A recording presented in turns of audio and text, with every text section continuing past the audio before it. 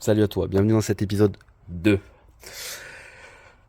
Donc objectif, sortir le carter distribution, on va sortir le carter d'huile inférieur, et puis on va voir s'il y a plus de dégâts que ça. Donc pour l'instant, comme je disais dans l'épisode 1, bon malgré un linguet, et pardon, là comme j'avais vu là, une soupape qui est un peu plus baissée que l'autre, je vais quand même déculasser, donc c'est prévu de déculasser, mais ça je pense que tu le verras dans l'épisode 3.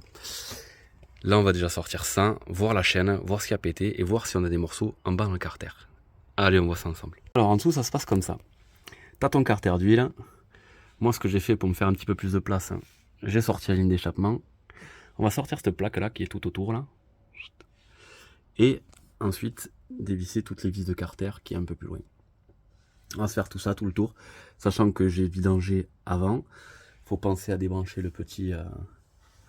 indicateur dur d'huile là, ou voir s'il y a encore de l'huile dedans. Ça, il faut le faire bien avant. Et puis je vais m'ouvrir tout ça et puis sortir ça. Ça va être un peu la galère, je pense, parce qu'il est collé à la pâte à joint. Enfin, il est collé. Il est jointé à la pâte à joint. Donc je pense je vais avoir du mal à le sortir, vraiment. Bon, ben on va pas se mentir, hein, c'est à ce moment-là que t'en chies. Hein. Une fois que t'as sorti toutes tes vis, donc tu t'es bien fait de la place, et ben tu vas essayer de décoller ça. Alors moi, je vais essayer de faire avec ça. Bon, c'est un couteau de peintre normalement. Tu te mets un bac, tu te protèges un petit peu ton sol quand même. Et puis, advienne que pourra. Alors j'avoue que le petit couteau de peintre, c'est parfait parce qu'en fait ça rentre super bien dedans. J'ai pas galéré pour l'instant. Donc il me reste à faire ça sur un peu plus de surface. Et c'est parti pour la douche. Une fois que tu as bien fait le tour du cou avec ton couteau là, et en fait au final ça marche super bien. Hop, tu te prends un petit tournevis et tu vas faire le levier tranquillement. Et puis normalement il va descendre. Si t'as pas oublié de vis. Et tu essaies de le descendre le plus droit possible. Et ça devrait bien se passer. C'est vraiment du no fake en fait. Les trois quarts du temps, en fait, ce sont les patins qui s'usent, une chaîne qui claque, et puis voilà. Sauf que là, ben... Alors toi tu le vois pas, si un petit peu quand même. Tant pis. Voilà la chaîne. Qui a littéralement pété. Hein. Donc ça c'est une chaîne de distribution. Enfin du moins c'est ce qu'il en reste. C'est de toute beauté. Et là, attends si j'arrive à... Ah merde. Elle s'est ouverte. Hein. Ah on va pas le voir, il faudrait que je nettoie pour ça. Est-ce que tu arrives à voir? Là. Elle est ouverte. Ouverte en deux.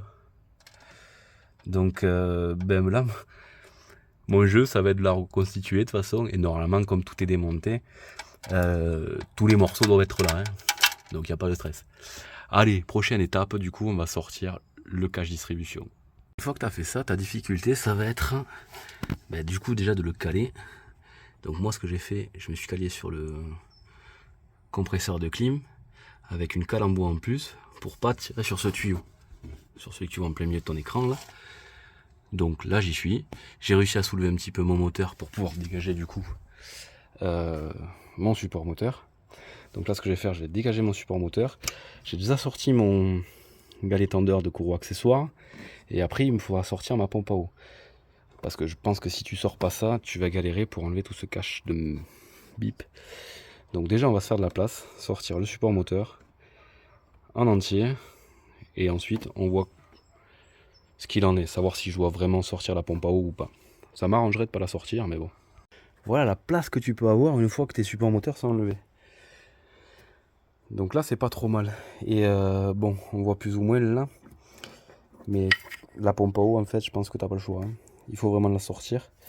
Je vais quand même tenter sans parce que j'ai un peu d'espace là où j'ai mon doigt. Si je peux m'éviter de la sortir, moi ça m'arrange. Mais il y a des petites vis qui sont pas très loin. Donc pour les choper ça va être un peu galère. Je vais le tenter. J'y crois pas, mais je vais le tenter. Et en fait ces gros supports moteurs, ça prend une place terrible. Et c'est du 15 ici là. Et ils sont galères à sortir. Mais c'est serré, un truc de malade. Bon, ben, au bout d'un moment, hein, ce qui devait arriver arriva. Obligé de sortir la pompe à eau du coup. Quand on n'a pas le choix, on n'a pas le choix. Et il me manque juste une vis à sortir là. Et puis on voit l'état de tout ça. Même si on connaît déjà l'état, puisqu'on a retrouvé notre belle chaîne dans le carter inférieur. Ça s'égoutte tranquillement. Donc heureusement que j'avais un seau pas très loin. J'en ai mis un peu partout, c'est pas grave, j'ai rincé à l'eau, c'est que de l'eau. C'est que du liquide de refroidissement, même si c'est pas top. Je suis désolé, mais bon.